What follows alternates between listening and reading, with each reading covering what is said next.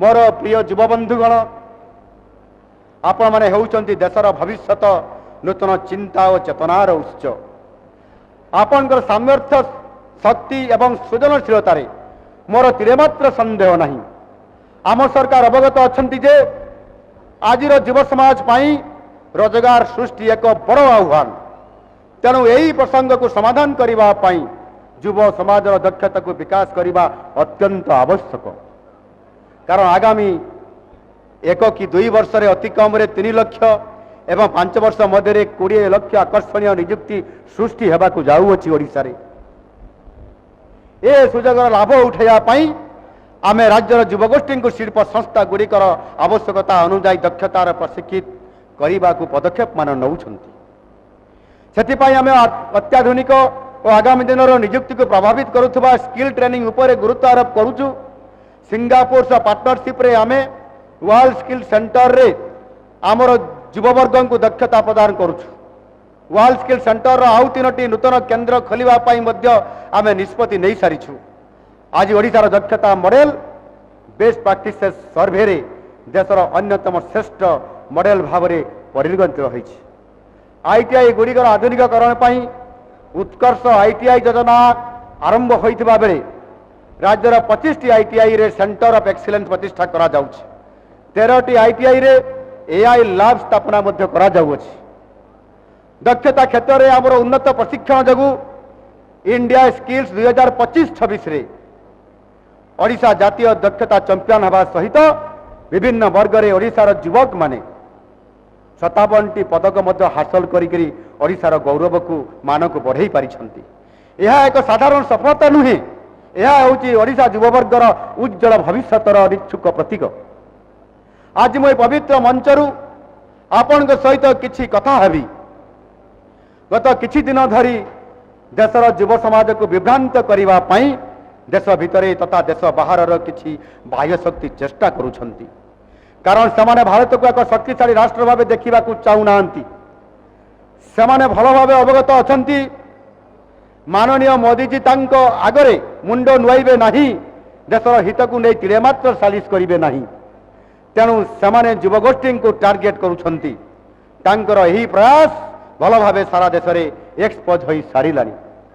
किंतु आम युव समाज जानिछंती जे तांकर न्याय तांकर जहाँ भी समस्या रही ताहा केवल मोदीजी ही समाधान करिपारिबे एवं माननीय प्रधानमंत्री से दिगरे आवश्यक पदक्षेप मध्य नौछंती।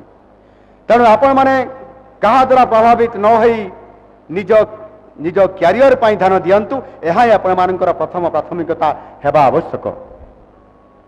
प्रिय भाई और भौणी माने आम सरकार हेउची लोकंक सरकार। तेणु समानंकर जीवन जीविका तथा सामाजिक सुरक्षा पाई राज्य सरकार प्रतिबद्ध। अनुसूचित जाति अनुसूचित जनजाति तथा पछुआ वर्ग हेउचंती समाजर एक अवहेलित वर्ग। तेणु चलित वर्ष आम सरकार एक ऐतिहासिक निष्पत्ति नहीं। साधारण शिक्षा सहित मेडिकल और वैषयिक शिक्षा क्षेत्र में अनुसूचित जाति जनजाति जनसंख्यार आनुपातिक भाव आरक्षण व्यवस्था मध्य करा जाइछि। सामाजिक शिक्षागत क्षेत्र में अनग्रसर छात्र छात्री यथार्थ आरक्षण व्यवस्था करिछंती। यही निष्पत्ति फल अधिक संख्यक पछुआ वर्गर विद्यार्थी उच्च शिक्षा सहित वैषयिक शिक्षा प्राप्त हो पारिबे। राज्यर प्राय 1/4 जनसंख्या विशिष्ट जनजाति कल्याण पाई आम सरकार तत्परतार सहित कार्य करुछंती। आदिवासी अंचल भित्तिभूमि और अन्य मौलिक सुविधा संपूर्णता आनिबा पाई प्रधानमंत्री धरती आबा जनजातीय ग्राम उत्कर्ष अभियान पीएम जन्मन आदि अनेक योजना कार्यकारी आज करा जाउछि। ड्रप आउट रोकिबा पाई शहीद माधव सिंह हातखर्च योजना रे सहायता आज प्रदान करा जाउछि। आदिवासी युववर्गर आर्थिक उन्नति पाई समानकर दक्षता विकास सहित सेमानको अणु उद्योग प्रतिष्ठा पाई मध्य सहायता प्रदान करा जाउछि। आम सरकार एक प्रमुख प्राथमिकता हेउछि गरीब कल्याण और सामाजिक सुरक्षा।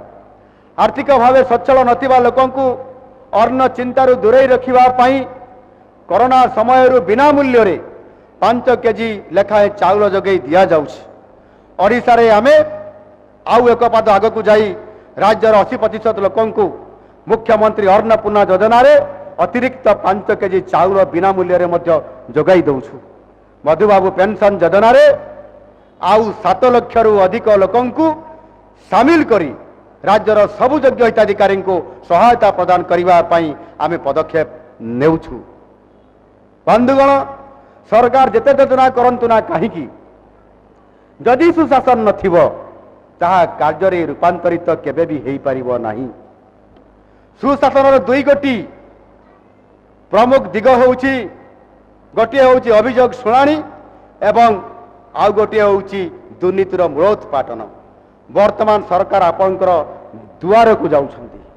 आम सरकार आसीबा ठारू वर्तमान मध्यरे 18टी पाड़ी रे आमे 15,000 लोकंक अभियोग शुणी 96% तार समाधान करिछु।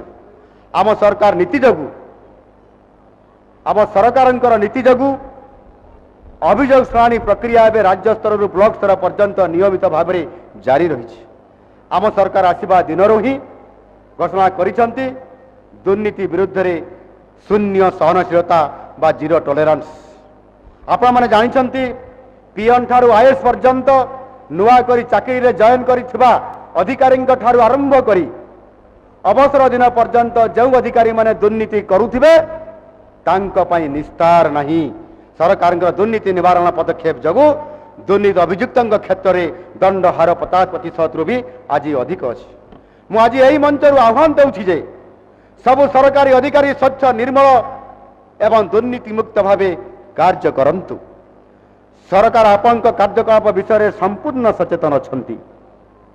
आम समस्ते जानिछु जे सरकारी चाकरी सीमित, प्रत्येकटी पदपदवी प्रतियोगिता बहुत अधिक।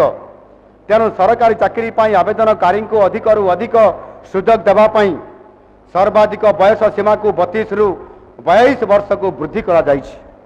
ता सहित ओडिशा सिविल सर्विस परीक्षा जो सर्वाधिक 6टी सुजोग रही ताकू उठे देवाई आज मु एही पवित्र अवसर रे मु घोषणा करुछि। वर्तमान एही परीक्षा सर्वोच्च बयस सीमा पर्यंत सुजोग मिलिबो। सेहीपरि सरकारी कर्मचारी देहांत परे अनुकंपा मूलक नियुक्ति रे जो किछि कटकणा थिला ताकू मध्य कोहल करा जाइछि।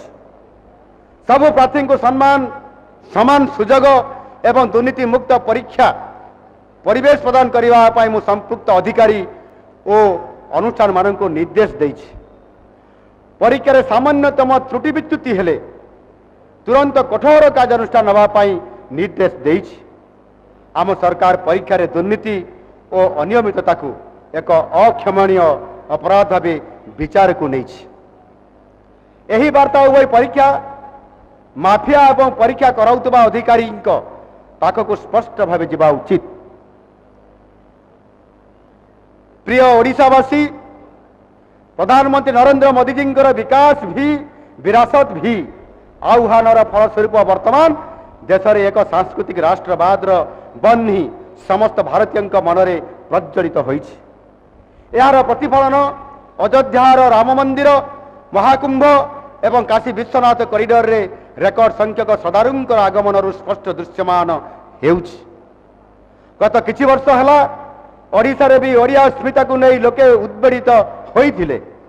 आम सरकार आसीबा परे लोकंकर एही भावना को सम्मान देई ओडिया अस्मिता को बजाई रखिबा को आमे अनेक पदक्षेप मान नहीं छंती। ओडिशार प्रमुख मठ मंदिर सौंदर्यकरण सहित ओडिया भाषा को सरकारी स्तर में बहुल प्रचलन करने राज्य सरकार ओडिया अस्मिता प्रति प्रतिबद्धतार यह होउछि निश्चुक प्रमाण। कोटि कोटि ओडियांकर मौरमणि महाप्रभु श्री जगन्नाथ संस्कृतिर प्रचार प्रसार करने राज्य सरकार प्रथम कैबिनेट रे ही पदक्षेप नहीं थिले। आगामी दिन में पुरी को एक विश्वस्तरीय आध्यात्मिक पर्यटन स्थल भाव निर्माण करने ये कार्य आरंभ हो आज सारी। आम समस्ते गर्वित जे आमे हेउछु भारत मातार संतान। वंदे मातरम जयगान यही भावना को प्रतिफलित करे। यही गीत स्वाधीनता आंदोलन समय रे कोटि कोटि संग्रामी को एकतार सूत्र रे बांधी रखि पारिथिला। आज यही गीत गाई विप्लवी माने हसी हसी फांसी खुंटरे झुली जाइथिले।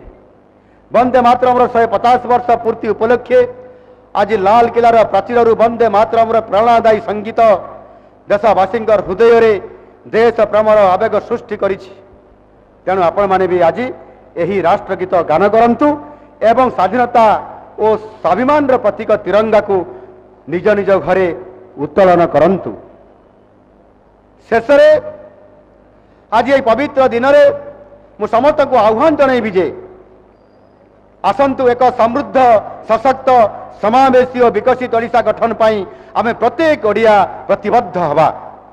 ଆଗାମୀ 10 ବର୍ଷ ହେବ ଓଡ଼ିଶାର ଦଶକ 2036 ସୁଦ୍ଧା ନିର୍ମାଣ କରିବା ସମୃଦ୍ଧ ଓଡ଼ିଶା ଏବଂ 2047 ସୁଦ୍ଧା ଗଢ଼ିବା ବିକଶିତ ଓଡ଼ିଶା ଓ ବିକଶିତ ଭାରତ। ଏହା ହିଁ ମହାପ୍ରଭୁ ଜଗନ୍ନାଥଙ୍କ ନିକଟରେ ମୋର କୋଟି କୋଟି ପ୍ରାର୍ଥନା। ବନ୍ଦେ ମାତରମ୍, ଭାରତ ମାତା କି ଜୟ, ବନ୍ଦେ ଉତ୍କଳ ଜନନୀ। Located in the heart of Bhubaneswar city, serenity of nature and modern elegance meet in perfect balance, facing directly the jungle and forest reserve. Every morning begins with breathtaking views, swimming pools, all designed to enhance relaxation and social living.